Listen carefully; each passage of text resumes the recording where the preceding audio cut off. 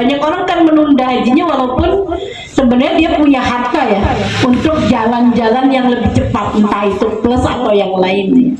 Tapi mereka mengatakan bahwa takut. Ya.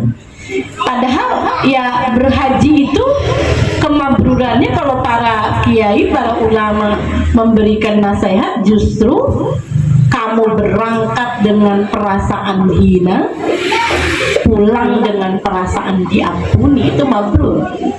Maka tawakal saja. Kenapa kamu memenuhi panggilan Allah lalu berpikir Allah akan menghukummu, kan?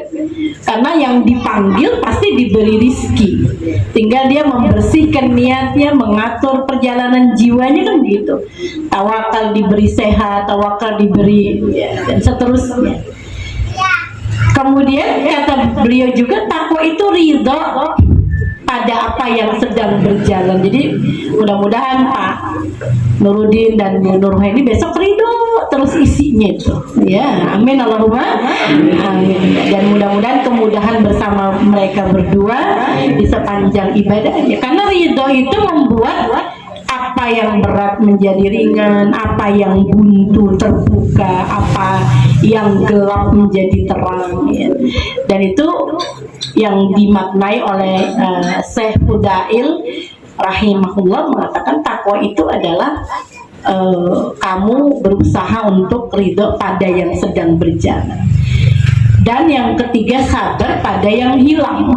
Nah itu ya. Ya, dan namanya safar, perjalanan, ada saja yang kita merasa hilang dari diri kita, kan ya, entah itu harta, entah itu kenikmatan di dalam pelaksanaannya, ya. Ya memang pada dasarnya kalau bicara tentang pelaksanaan haji, tanggung jawab pemerintahlah memenuhinya. Tapi kalau kita sedang berjalan sebagai orang yang menjalankan haji, ya sabar kalau ada yang hilang gitu ya. Tahun lalu kan terjadi tragedi juga ya, orang-orang Indonesia pas mau perjalanan ke Musdalifah tuh banyak yang tertunda hampir setengah hari, ya.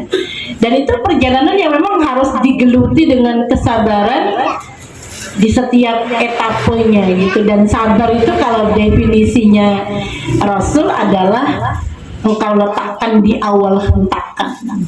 Nah, kebanyakan kita kan bersabar di akhir perjalanan. Kalau sudah marah, sudah ngoleh-ngoleh, baru paringono sabar.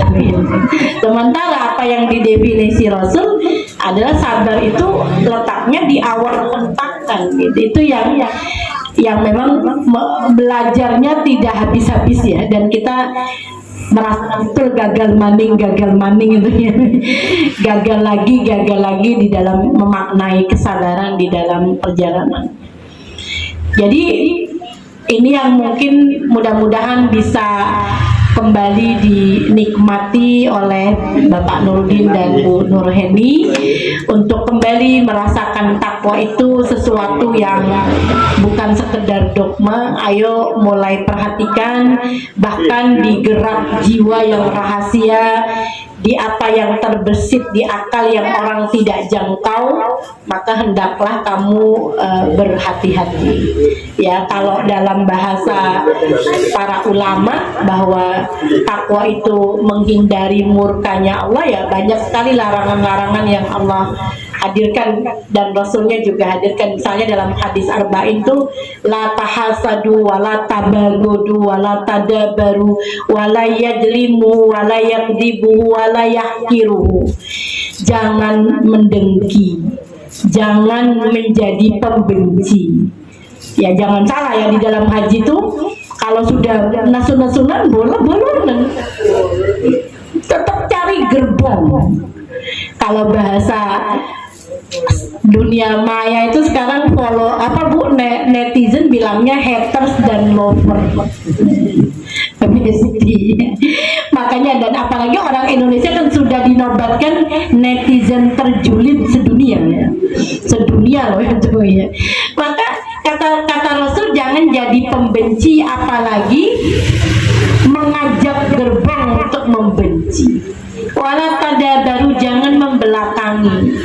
ya jangan tusuk orang dari belakang dengan membincangkannya dan sebagainya. Kemudian wala yakdzibuhu, jangan dustai manusia, bahkan jangan abaikan.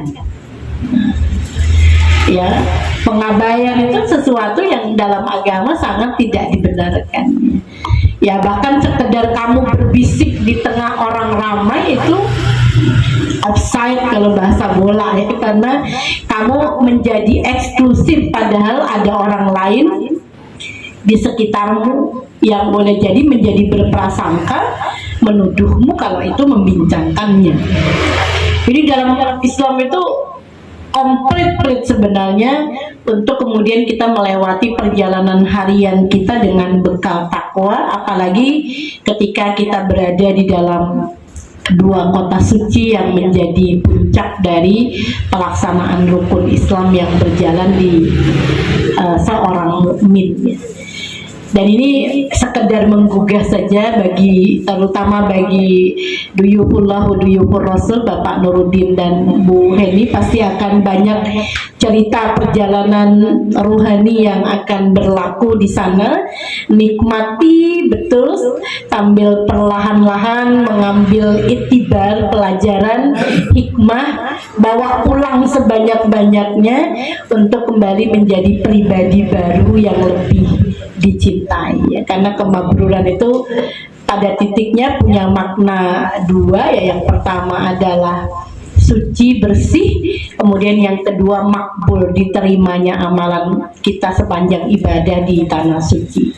Jadi mabrur itu engkau dapati pribadi baru yang lebih jernih, lebih bersih ya, sambil terus memohon agar makbul semua rukun, wajib, sunnah yang berlaku di atas syariatnya, dan terus kemudian menebar keberkahan. Karena haji itu kalau mabrur luar biasa, spektrum keberkahannya akan mengelilingi luasan tempat yang dimana para haji itu berada. Makanya ulama internasional tuh agak sedikit membincangkan Indonesia secara serius ya. Kata mereka dalam Gojeknya, agak lucu juga ya Indonesia itu. Kenapa ya? Karena mereka itu jamaah hajinya terbesar, terbanyak di dunia, sampai sekarang rekornya tidak terpecahkan. Sebenarnya kalau diukur skala kemabrurannya, mesti negeri itu sudah thayyibatun wa rabbun ghafur, atau kita mengenalnya gemah ripah loh jinawi titi tentrem kerto raharjo gitu ya. Dan itu sebenarnya secara skala sama-sama tidak setara dengan Qatar yang katanya menjadi negara terbahagia di dunia ya. Wallahu a'lam bishawab, ini sekedar gojegan para ulama internasional. Mudah-mudahan yang berangkat berikutnya akan menjadi sebab kemabruran yang berkah buat negeri yang kita cintai ini, dengan segala izin yang Allah hadirkan di atas keberangkatan mereka semua. Dan kita berharap semakin normal kuota juga, hingga waiting listnya menjadi lebih nalar ya. Karena waktu pandemi kota Semarang 62 tahun ya waiting listnya, bergerak menjadi 62 tahun, ini sudah berkurang jadi 42 tahun. Jadi kalau kita daftar sekarang 42 tahun kemudian baru akan diberangkatkan, sudah mulai tidak nalar gitu ya. Mudah-mudahan kuotanya makin berjalan hingga jamaah yang tertunda keberangkatannya Allah beri kelegaan untuk bisa berangkat menunaikan apa yang telah dicita-citakannya.